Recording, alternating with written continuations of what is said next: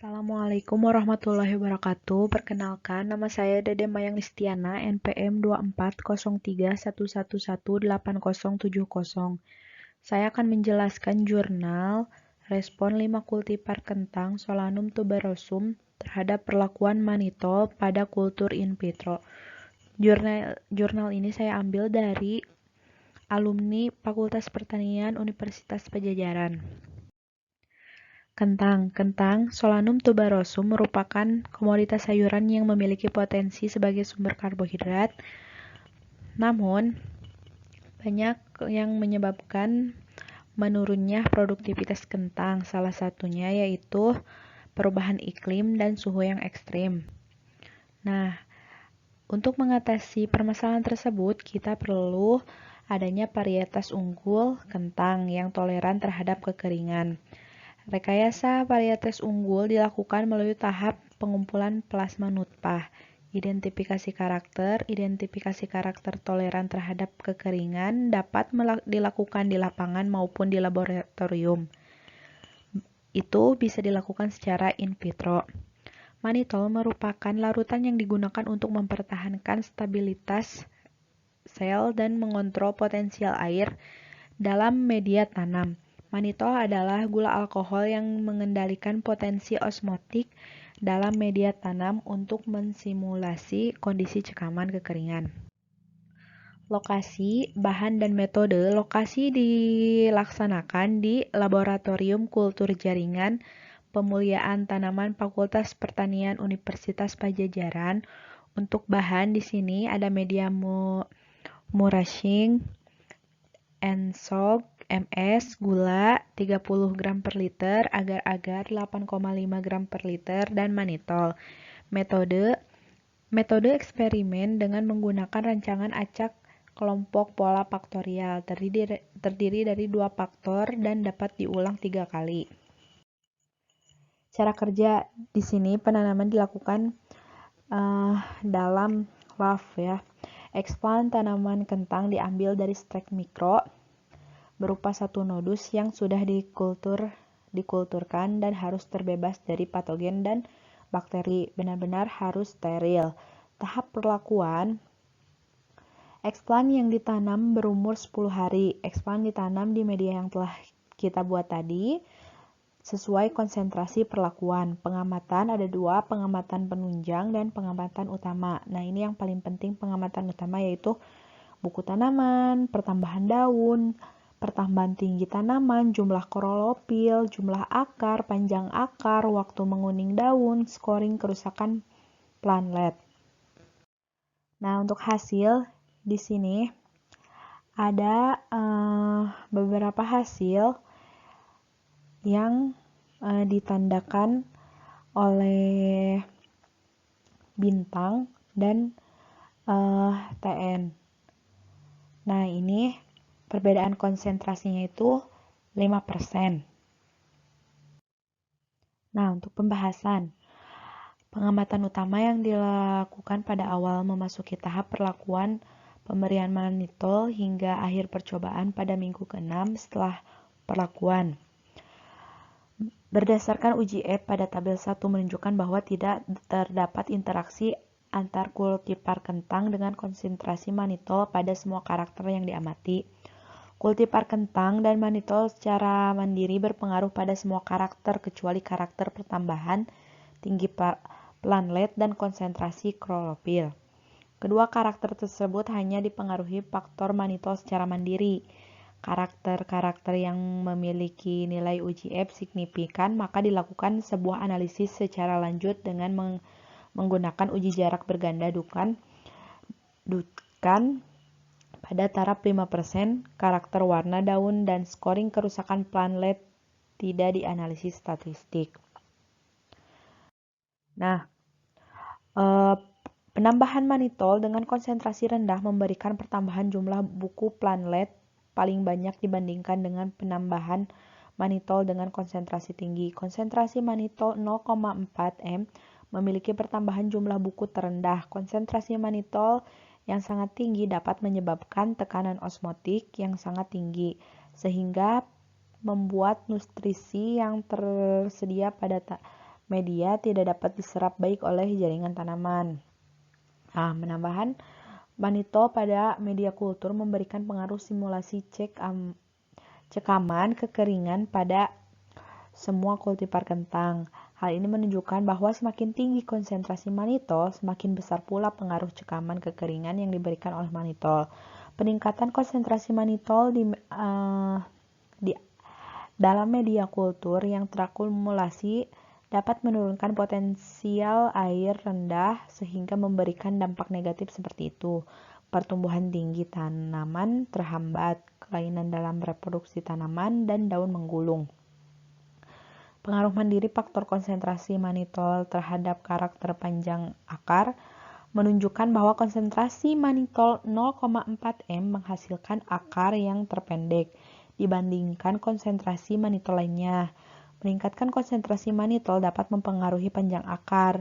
Pertumbuhan akar yang intensif merupakan kemampuan suatu tanaman untuk beradaptasi pada kondisi cekaman kekeringan. Nah, kultivar yang mengalami perubahan warna tercepat itu kultivar granola. Nah, ini mengalami perubahan pada minggu pertama akibat penambahan konsentrasi manitol 0,3 m dan 0,4 m. Terjadi perubahan warna daun pada 5 kultivar kentang dikarenakan manitol membatasi ketersediaan air. Keterbatasan air ini mempengaruhi keseimbangan kimiawi dalam tanaman. Keterbatasan air ini mengakibatkan terganggunya fotosintesis dan hasil fotosintesis atau proses fisiologis tanaman tidak berjalan dengan baik. Nah, kerusakan plantlet akibat penanaman manitol dapat dilihat dengan adanya warna kuning pada permukaan daun. Nah, tinggi tanaman terhambat, panjang dan jumlah akar menurun. Kultivar pink 0,6 merupakan kultivar yang memiliki skor kerusakan tertinggi sebesar 4. Kultivar pink 0,4 mengalami kerusakan pada penambahan konsentrasi manitol sebesar 0,2 sampai 0,4 m. Nah, untuk kesimpulannya, tidak terdapat interaksi antara 5 kultivar kentang dengan konsentrasi manitol yang diberikan sebagai simulasi cekaman kekeringan pada kultur in vitro. Terdapat pengaruh mandiri faktor kultivar kentang dengan manitol terhadap semua karakter, kecuali karakter pertambahan tinggi dan konsentrasi klorofil. Kedua karakter ya hanya dipengaruhi secara mandiri oleh faktor manitol. Konsentrasi manitol 0,4 mengakibatkan penurunan pada karakter jumlah daun, jumlah buku plantlet, tinggi tanaman, konsentrasi klorofil, jumlah akar, panjang akar, warna daun, scoring kerusakan plantlet pada 5 kultivar kentang yang diuji bila dibandingkan dengan konsentrasi lain. Nah, untuk pendaftaran varietas tanaman hortikultura ini harus memenuhi beberapa persyaratan. Ini ya terdiri dari 5 persyaratan, bisa dilihat. Nah, varietas tanaman hortikultura hasil pemuliaan atau varietas lokal yang didaftarkan harus memenuhi persyaratan yang meliputi seperti. Nah, di sini ada 4 ya. Bisa dilihat mulai dari memiliki deskripsi varietas sesuai dengan standar yang ditetapkan hingga nama varietas dalam deskripsi mengikuti penamaan yang diatur dalam peraturan perundang-undangan di bidang perlindungan varietas tanaman.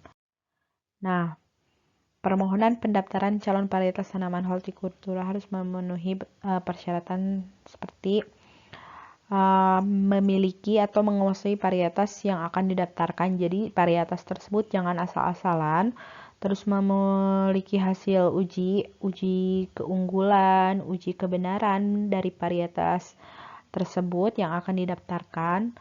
Lalu ada surat kesanggupan, surat pernyataan kesanggupan menjamin kebenaran varietas yang diedarkan, perbanyakan benih, memelihara arsip benih, menarik benih yang beredar apabila varietas benih tersebut tanda daftarnya dicabut, dan memberikan penamaan varietas yang didaftarkan sesuai dengan peraturan perundang-undangan.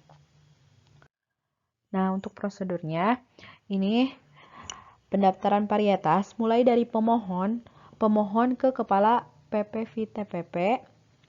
Nah, ini mengajukan permohonan pendaftaran calon varietas.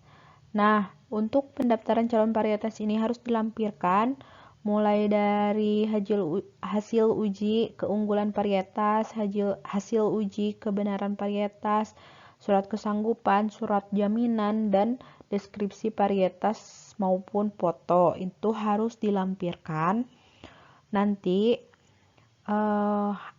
Kepala PPVTPP akan memberikan respon kepada kita paling lama 3 hari. Kita kepada Kepala PPVTPP paling lama 14 hari tidak ada respon, dianggap ditarik kembali.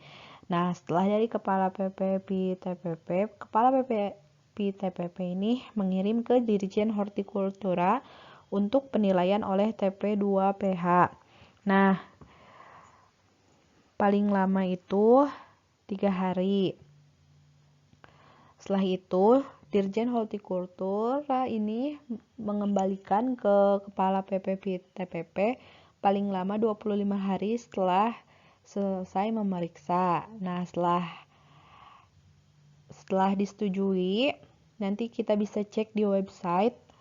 Selama 30 hari, nanti akan ada tanda daftar varietas dari Dirjen Hortikultura atas nama Menteri Pertanian. Nah, setelah ini sudah disepakati, maka pendaftaran berhasil.